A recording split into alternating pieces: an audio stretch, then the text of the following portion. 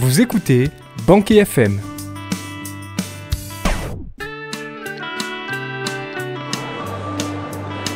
Mais aujourd'hui, il y a la plénière d'ouverture qui est sur la thématique « Il était une fois les centres sociaux, 100 ans d'histoire ». Il me semble que Julie, tu t'es un petit peu renseignée sur ça. Est-ce que tu peux nous parler de cet anniversaire du centenaire des centres sociaux ? Avec plaisir, je vais faire la bonne élève, j'aime bien ça, et commencer par vous parler en fait de Marie Gaëry. Marie Gaëry, je ne sais pas si vous en avez déjà entendu parler. Non, du tout. Marie Gaëry, c'est une de ces grandes femmes de l'histoire dont on parle peu et qui en fait est très importante pour nous aujourd'hui parce qu'elle est à l'origine de pas mal de choses dans les centres sociaux. En fait, cette fille, elle était fille de prof, comme moi, comme d'autres, on ne choisit pas. Et à la fin du 19e siècle, elle a eu la chance en fait, de pouvoir aller en Angleterre et de découvrir ce qu'on appelle les settlements à Londres. Alors les settlements, c'est quoi ? C'est un lieu de travail social qui était complètement innovant à l'époque, dans les settlements. En fait, il n'était plus question que les riches fassent de la charité un peu de loin aux pauvres, comme ça, du bout des doigts. Non, dans les settlements, les travailleurs sociaux vivent aux côtés des habitants, dans les mêmes quartiers, on travaille sur place, on vit avec. Et en fait, on passe à ce moment-là de la charité à la solidarité, qui est un mouvement hyper important pour comprendre le fonctionnement d'un centre social aujourd'hui. Alors, Marie Gaëry, donc ça c'est fin 19e, elle revient à Paris et elle importe ce modèle. Elle crée une maison sociale dans un quartier populaire à l'est de Paris qui s'appelle le quartier Popincourt, qui est entre parenthèses plus du tout populaire aujourd'hui, mais à l'époque, ouais. Et là, elle accueille des enfants, elle les aide et pour ça, ce qui est assez marrant, c'est qu'à l'origine, elle a le soutien financier plutôt d'un mec de droite, un haut-savoyard qui adore réduire les inégalités, qui s'appelle le marquis Albert Costa de Beauregard. Et c'est parti, la première maison sociale est créée en 1894. 1894, mais attends, du coup ça fait pas du tout 100 ans tout ça. Ouais, j'arrive, attends.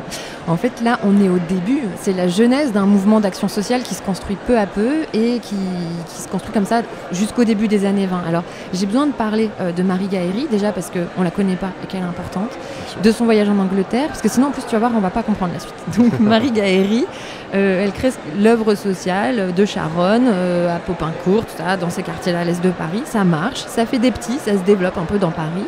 Comme on dit aujourd'hui, ça essaime. Et puis une autre maison sociale est du coup créée à Levallois, un peu dans la banlieue ouest de Paris. Et à ce moment-là, c'est Mercedes Lefebvre qui prend le relais. Je pense que Marie Gaëry, elle en avait marre, elle a autre chose à faire. Mercedes Lefebvre, donc une autre nana, arrive. Et elle va chercher d'autres financeurs. Donc à l'époque, il n'y a pas vraiment d'appel à projet, mais il y a des nobles sympas. Donc Mercedes Lefebvre, elle sollicite la baronne Inès Pierrard qui contribue, qui développe en fait un comité de patronage. Donc elle commence à aller trouver des sous. C'est donc pas l'État qui aide, c'est la noblesse. Et puis là, il y a une autre nana, encore une qui arrive, qui s'appelle Marie-Jeanne Bassot. Elle stabilise ce modèle de la maison sociale à Paris, à Levallois. Et en fait, elle fait le lien entre les problèmes. Je me plante dans ma chronique. Elle arrive, elle stabilise tout ça. Donc Marie-Jeanne Bassot, pardon. Et donc du coup, qui c'est concrètement cette Marie-Jeanne Bassot ? Marie-Jeanne Bassot, on en parle un peu plus parce que c'est elle qui crée la fédération des centres sociaux. En fait, elle est fille d'un polytechnicien. Elle vient un peu de la noblesse d'État. Elle est bluffée quand elle découvre les maisons sociales. Elle est tellement bluffée qu'elle vient y travailler. Donc elle vient plutôt d'un milieu bourgeois et elle se dit non, moi je vais aller bosser dans une maison sociale. Donc ses parents, ça leur fait péter un câble, ça leur plaît pas. Ils l'enferment dans un hôpital psychiatrique parce qu'en fait elle est complètement tarée à leurs yeux. Mais elle s'en sort et elle retourne finalement travailler dans cette maison sociale et elle la développe même. Donc elle s'investit dans la maison sociale de Levallois dans les années 10 et dans les années 20, elle développe vraiment ce modèle partout en Ile-de-France, dans d'autres villes que je ne vous cite pas, mais voilà.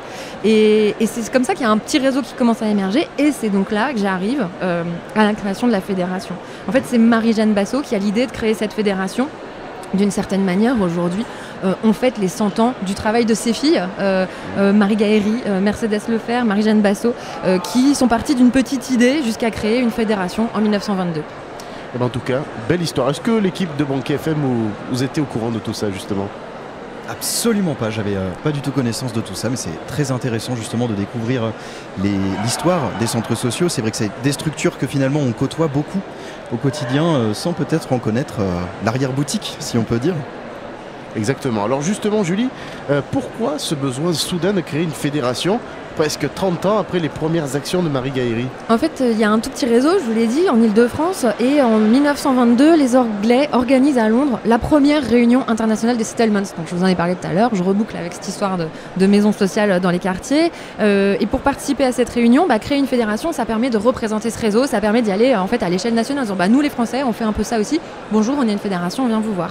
Carrément. Et du coup, comment a évolué le rôle de cette fédération ? Alors il y a plusieurs grandes étapes, je ne vais pas revenir dessus en détail parce que ça sera le sujet de la conférence cet après-midi d'Axel Dolino-Brodiez, elle le fera très bien, mais en gros ce qui se passe c'est que je vous passe la guerre mondiale, tout ça, voilà, il ne se passe pas grand-chose à cette époque-là à part se battre, essayer de survivre, mais dans les années 50-60, les centres sociaux, ils s'orientent surtout vers des services médicaux, sociaux, c'est pas encore des établissements ouverts sur la vie des quartiers comme on connaît aujourd'hui, et petit à petit, en fait, ils s'organisent dans les années 60 d'une manière qui progressivement va ressembler de plus en plus à ce qu'on fait aujourd'hui, parce que justement, dans les années 60, les congrès de la Fédération des centres sociaux commencent à s'organiser. Et du coup, ça permet quoi ? Ça permet de construire, de discuter avec les autres centres sociaux, de construire une définition partagée de ce qu'on fait, de structurer la fédération et de réfléchir, super important, à la professionnalisation des gens qui bossent dans les centres sociaux. Donc on y parle des méthodes de travail dans les centres, mais aussi de comment on bosse avec les pouvoirs publics. Et là, l'État arrive.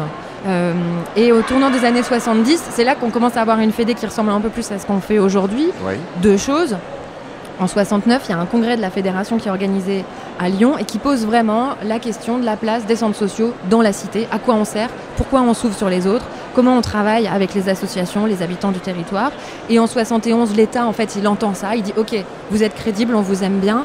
La Caisse nationale des affaires familiales, la CNAF, elle crée l'agrément de centre social, la prestation de services est mise en place. Et en fait, tout ce qui aujourd'hui structure le fonctionnement des centres sociaux s'institutionnalise à ce moment-là. Ça devient une politique publique. Ok, les centres sociaux, allez-y, vous gérez bien avec les quartiers populaires, avec les habitants, on vous laisse faire. Et on est en plein années 60-70 dans un mouvement d'urbanisation, l'exode rural, tout le monde va bosser en ville, et de périurbanisation avec la question des rapatriements, etc., la décolonisation. Donc il y a aussi un besoin très fort du côté de l'État d'accompagner des populations qui, assez pauvres, arrivent dans les villes. Donc les centres sociaux, ils sont parfaits pour faire ça, et ils le font plutôt bien. J'arrive un peu à une période plus contemporaine. Dans les années 80, il y a la crise économique, ça commence à devenir le bordel, les logements deviennent insalubres, enfin tout ce qu'on connaît. Et là, les centres sociaux, ils ont un rôle, ils deviennent centraux en fait dans la lutte contre les effets de la crise économique. Et dans les congrès, ça se voit. Parce qu'ici, on est dans un congrès, mais on parle de plus en plus de solidarité, de développement local, enfin des choses dont on parle aujourd'hui quotidiennement, mais qui sont importantes. Et puis, la dernière période, si on peut dire, mais les historiens vous parleraient mieux que moi, mais dans les années 90, là, le travail des centres sociaux s'oriente vers des nouvelles thématiques. On commence à parler de citoyenneté, on commence à parler de participation des habitants, enfin ça pointe son nez, puis ça se développe après avec ce qu'on connaît aujourd'hui. Et puis je ne veux pas revenir sur tout ce qui se fait aujourd'hui, parce qu'on en parle là dans le congrès tout le temps, partout, mais juste pour le dire plus généralement, dans les congrès, il se joue des choses. En fait, on partage ses connaissances, on partage ses pratiques, on fait des rencontres.